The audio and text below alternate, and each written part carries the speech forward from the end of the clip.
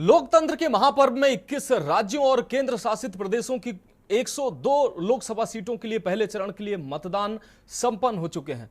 UP के जिन 8 सीटों के लिए मतदान हुए हैं, वहां के सियासी योद्धाओं ने यूं तो अपनी अपनी जीत के दावे किए हैं, लेकिन राजनीतिक समीकरणों की बात अगर करें तो कई सीटों की तस्वीर अभी धुंधली नजर आ रही है। प्रत्याशियों के प्रचार की मुहिम कितनी कारगर साबित हुई, मतदाताओं ने किस दल पर मेहरबानी की, किस पर भरोसा किया, यह 4 जून को ही पता चल सकेगा। फिलहाल रुझान और अनुमानों के आधार पर हमारी ये रिपोर्ट पेश है। सहारनपुर का चुनावी माहौल इस बार अलग नजर आया। समाजवादी पार्टी ने इमरान मसूद को तो बीजेपी ने राघव लखनपाल को मैदान में उतारा। बता दें कि सहारनपुर लोकसभा सीट का सफर बहुत दिलचस्प रहा है। ये सीट कई मायनों में सभी राजनीतिक दलों के लिए अहम मानी जाती है। सहारनपुर सीट पर सबसे पहला लोकसभा चुनाव 1952 में हुआ था और तभी से ये सीट कांग्रेस का गढ़ बन गई थी। 1952 से लेकर 1977 तक इस सीट पर कांग्रेस का कब्जा रहा था। वहीं 1977 में इमरजेंसी के बाद हुए चुनाव को लेकर 1996 तक इस सीट पर जनता दल या जनता पार्टी का कब्जा रहा। 2 बार की हार के बाद 1984 के चुनाव में कांग्रेस ने एक बार फिर यहां पर बाजी मारी थी। आपको बता दें कि 1996 के बाद सहारनपुर सीट 2 बार भारतीय जनता पार्टी, 2 बार बहुजन समाज पार्टी, 1 बार समाजवादी पार्टी और फिर 2014 में मोदी लहर के चलते 16 साल बाद ये सीट भारतीय जनता पार्टी के खाते में गई थी। इससे पहले भाजपा 1998 में इस सीट से चुनाव जीती थी, लेकिन 2019 के चुनाव में इस सीट पर एक बार फिर बसपा ने कब्जा कर लिया। 2019 में सहारनपुर लोकसभा सीट से महागठबंधन से प्रत्याशी बने बसपा के हाजी फजलुर रहमान ने 5,14,139 वोट पाकर जीत दर्ज की थी। उन्होंने भारतीय जनता पार्टी के प्रत्याशी राघव लखनपाल को 22,417 वोटों से हराकर इस सीट पर अपना परचम लहराया था। इस लोकसभा सीट पर दलित और मुस्लिम वोट निर्णायक फैक्टर रहते हैं, जो इसे राजनीतिक दलों के लिए अहम बनाता है। मुस्लिम बाहुल्य सीट माने जाने वाली सहारनपुर लोकसभा का चुनाव हिंदू मुस्लिम ध्रुवीकरण की तरफ जाता दिखाई दिया। जिस तरीके से मुख्यमंत्री योगी आदित्यनाथ ने हिंदू बाहुल्य और कांग्रेस की राष्ट्रीय महासचिव प्रियंका गांधी ने मुस्लिम बाहुल्य क्षेत्र में रोड शो निकाला, उससे समीकरण बदलते दिखाई दिए। 2014 के चुनाव में भी यही स्थिति बनी थी। उस समय एक विवादित बयान ने चुनाव को हिंदू मुस्लिम ध्रुवीकरण पर लाकर रख दिया था। सहारनपुर लोकसभा में 18,55,310 वोटर हैं। इसमें मुस्लिमों की संख्या करीब 7 लाख और दलित करीब 3.25 लाख है। अभी तक अधिकतर चुनाव में मुस्लिम दलित फैक्टर चलता रहा है। जिसकी तरफ उनका झुकाव रहा है वो जीत की दहलीज तक पहुंचा है। कैराना, मतों के बंटवारे पर जीत का गणित। अब बात कैराना सीट की, जहां 2018 के उपचुनाव में झटके को छोड़कर 2014 से कैराना भाजपा का गढ़ रहा है। 2014 में भाजपा के हुकुम सिंह ने 5,65,000 से अधिक वोटों और 50.6% वोट शेयर से ये सीट जीती थी। हुकुम सिंह के निधन के बाद 2018 में हुए उपचुनाव में आरएलडी की तबस्सुम हसन ने हुकुम सिंह की बेटी मृगांका सिंह के खिलाफ जीत हासिल की थी, जिन्होंने भाजपा उम्मीदवार के रूप में चुनाव लड़ा था। आखिरकार भगवा पार्टी ने 2019 के चुनावों में सीट वापस जीती। 2019 में भाजपा के प्रदीप कुमार ने 5.66 लाख से अधिक वोटों और 50.4% वोट शेयर के साथ सीट जीती थी। कैराना लोकसभा सीट पर भाजपा के प्रदीप चौधरी, सपा की इकरा हसन, बसपा के श्रीपाल राणा के बीच त्रिकोणीय मुकाबले के आसार दिखे। इस सीट पर जातीय समीकरण हावी होता दिखा। हालांकि 6 निर्दलीय समेत इस सीट पर 14 प्रत्याशी चुनाव मैदान में किस्मत आजमा रहे हैं। हर प्रत्याशी का अपना अपना गणित रहा है। हालांकि इस बार मतदाता चुप्पी साधे रहे। बहरहाल भाजपा यहां ध्रुवीकरण के आसरे जीत की उम्मीद लगाए है। सपा को मुस्लिम वोट बैंक सहारा है। इसके अलावा इकरा की जीत का सारा गणित बीजेपी के वोट में बिखराव पर निर्भर करता है। मुजफ्फरनगर चुनावी चक्रव्यूह में त्रिकोणीय मुकाबला। 16 लाख मतदाताओं वाला मुजफ्फरनगर 2014 से भाजपा का गढ़ रहा है। 2019 के आम चुनावों में केंद्रीय मंत्री संजीव बालियान दिवंगत आरएलडी प्रमुख अजीत सिंह के साथ करीबी मुकाबले में विजयी हुए, जहां बालियान को 5,73,000 से अधिक वोट और 49.5% वोट शेयर मिले थे। मुजफ्फरनगर में 2009 में 54.37% मतदान हुआ था। इस चुनाव में बसपा के कादर राणा ने रालौद के अनुराधा चौधरी को 21,000 से अधिक मतों से हराया था। मुजफ्फरनगर लोकसभा सीट के लिए इस बार 11 प्रत्याशी चुनाव मैदान में हैं। मुख्य मुकाबला भाजपा के प्रत्याशी केंद्रीय राज्य मंत्री डॉक्टर संजीव बालियान और बसपा प्रत्याशी दारा सिंह प्रजापति के बीच होते दिखा। आखिरी समय तक सभी प्रत्याशी एक दूसरे के वोट बैंक में सेंधमारी का प्रयास करते रहे। मतदाताओं की चुप्पी से समीकरण और अधिक उलझते हुए नजर आए। बता दें कि चुनाव प्रचार के दौरान सभी प्रत्याशियों ने अपनी पूरी ताकत झोंक दी थी। मुजफ्फरनगर दंगे के बाद ये तीसरा लोकसभा चुनाव है। इस बार बालियान के लिए अपने ही चुनौती बनते नजर आ रहे हैं। राजपूतों के विरोध ने भाजपा को जटिल हालात से रूबरू कराया। हालांकि मुख्यमंत्री योगी आदित्यनाथ के ठाकुर बाहुल्य इलाकों में सभाओं के बाद भाजपा खेमे में इस वोट बैंक को अपने पाले में होने का दावा कर रहा है।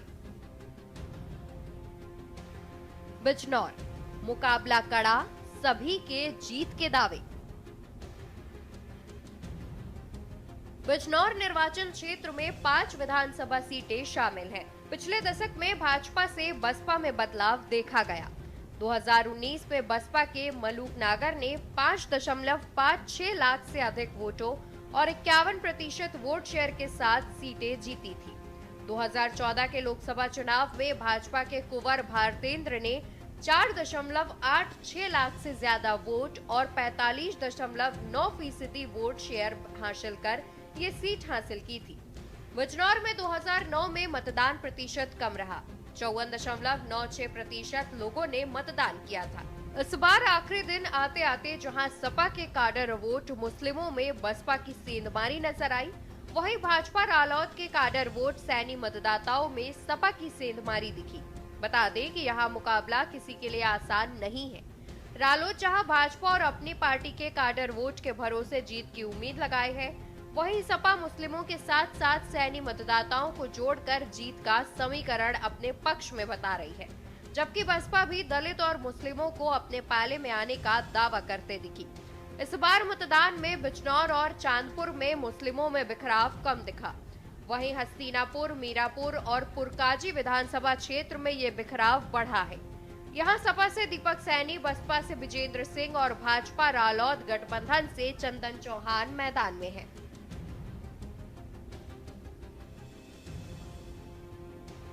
नगीना चतुष्कोणीय मुकाबला। पश्चिमी उत्तर प्रदेश की नगीना लोकसभा सीट के चुनाव पर इसलिए सबकी नजरें हैं क्योंकि यहां से युवा दलित नेता चंद्रशेखर आजाद चुनावी मैदान में हैं। दिलचस्प ये है कि वे यहां से अपनी पार्टी आजाद समाज पार्टी से चुनाव लड़ रहे हैं और विपक्ष के गठबंधन के उम्मीदवार नहीं हैं, लेकिन वे चुनाव के केंद्र में हैं और उनके यहां होने की वजह से मुकाबला दिलचस्प दिखा। वैसे तो नगीना लोकसभा सीट रिजर्व है और सभी पार्टियों के प्रत्याशी दलित वर्ग से ही है। हालांकि दलित मतदाताओं को बहुजन समाज पार्टी का एक परंपरागत वोट माना जाता रहा है और इस बार जमीनी हालात अलग दिख रहे हैं। आपको बता दें कि नगीना इकलौती लोकसभा क्षेत्र है जहां 2014 के मुकाबले 2019 में मत प्रतिशत बढ़ने के बावजूद बसपा ने जीत हासिल की थी। नगीना सीट से आजाद समाज पार्टी के मुखिया चंद्रशेखर आजाद के चुनावी मैदान में खुद उतर जाने से ये सीट प्रदेश की चुनिंदा हॉट सीटों में शुमार हो गई। इस बार नगीना सीट के राजनीतिक समीकरण पूरी तरह गड़बड़ाते नजर आए। मुस्लिम दलित बाहुल्य नगीना लोकसभा सीट पर इन दोनों वर्गों के रुख पर ही चुनावी परिणाम की हार जीत का फैसला होता रहा है। इस बार के चुनाव में मुस्लिम और दलित वोटों में जमकर मारामारी और सेंधमारी होती दिखाई दी। आजाद समाज पार्टी के अध्यक्ष चंद्रशेखर आजाद ने सपा बसपा के मूल वोट बैंक में सेंधमारी करने और सपा बसपा ने अपने मूल वोट बैंक को एकजुट रखने में पूरी ताकत लगाए रखी। उधर भाजपा भी मुस्लिम महिलाओं और दलित वोटों में सेंधमारी करने के प्रयास में लगी रही। पीलीभीत, किस पाले में गए मुखर मतदाता। वही पीलीभीत की अपनी अलग पहचान है। इसे यूपी का पंजाब भी कहा जाता है क्योंकि विभाजन के बाद पाकिस्तान से आए सिखों ने इसे आबाद किया। गोमती नगर के उद्गम जल, जंगल, जमीन से सजा ये जिला अपनी खूबसूरती के लिए देश दुनिया में विख्यात है। अगर राजनीति की बात करें तो ये क्षेत्र मेनका और वरुण गांधी के लोकसभा क्षेत्र के रूप में जाना जाता है। लेकिन इस बार 2024 के लोकसभा चुनाव में बीजेपी ने वरुण गांधी का टिकट काटकर यहां से जितिन प्रसाद को उम्मीदवार बनाया है। जिस जिले की तासीर में टाइगर की दहाड़ हो, वहां का मतदाता भला मौन कैसे रह सकता है। जल जंगल के बीच बसे पीलीभीत संसदीय क्षेत्र में चेहरों पर बहस होती है। नेपाल उत्तराखंड सीमा से जुड़ी इस तराई के लोग मतदान के दिन राजनीति पर मौन नहीं मुखर रहे। नेपाल सीमा से सटे गांवों के लोगों के मुताबिक राशन योजना ने हर जरूरतमंद का पेट भरने की व्यवस्था कर दी। प्रधानमंत्री किसान सम्मान निधि ने खेतों में खाद बीज के खर्च में सहारा दे दिया। इनकी आवश्यकता शहर वालों की समझ में भले न आए, मगर गांव वाले सबसे ज्यादा इत्तेफाक रखते हैं। लोग कहते हैं कि प्रधानमंत्री आवास योजना की जहां तक बात है, क्या सिर्फ 2.5 लाख रुपए में मकान बन सकता है। बहरहाल इस चुनाव में लोगों में स्थानीय चेहरों के बजाय सरकार के बड़े निर्णयों और देश के नेतृत्व की चर्चा रही। आपको बता दें कि वरुण के स्थान पर भाजपा प्रदेश के लोक निर्माण मंत्री जितिन प्रसाद को प्रत्याशी बनाकर सीट का महत्व बरकरार रखा है। ब्राह्मण प्रत्याशी देने के पीछे जातिगत संतुलन का समीकरण भी साधा गया है। बता दें कि वरुण गांधी ने पिछली बार तकरीबन 2.5 लाख वोटों से ये सीट जीती थी। अब जितिन प्रसाद क्या जीत के इस लीड को बढ़ा पाते हैं या फिर भाजपा ये सीट गंवा देती है, इस पर सबकी नजर रहेगी। रामपुर, चाकू जैसी सियासी धार।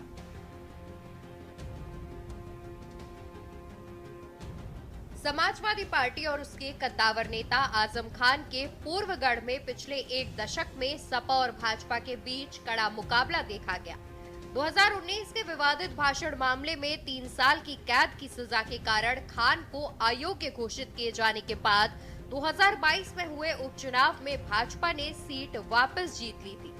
इस बार के लोकसभा चुनाव को लेकर शहर से लेकर देहात तक चर्चाओं को बाजार गर्म रहा। मतदाता अपने अपने पसंद के प्रत्याशी की जीत हार के समीकरण गढ़ते रहे हैं, लेकिन मुख्य दलों के प्रत्याशियों के सामने कुछ मुश्किलें हैं तो कुछ समीकरण उनको जीत की आस दिखा रहे हैं। रामपुर में भाजपा प्रत्याशी घनश्याम लोधी, सपा प्रत्याशी मौलाना मुहिबुल्लाह नदवी और बसपा के जीशान खान के बीच त्रिकोणीय लड़ाई का अनुमान लगाया जा रहा है। मुरादाबाद सीट का अलग सियासी इतिहास। मुरादाबाद में समीकरण बदलते रहे हैं। बता दें कि 2019 में सपा को सफलता मिली थी, लेकिन इस बार सपा प्रत्याशी की खींचतान से माहौल में वो गर्मी नहीं दिखी। ये वो सीट है जहां से क्रिकेटर मोहम्मद अजहरुद्दीन सांसद रह चुके हैं। पीतल नगरी के नाम से मशहूर ये निर्वाचन क्षेत्र पिछले दशक में समाजवादी पार्टी और भारतीय जनता पार्टी के बीच झूलता रहा है।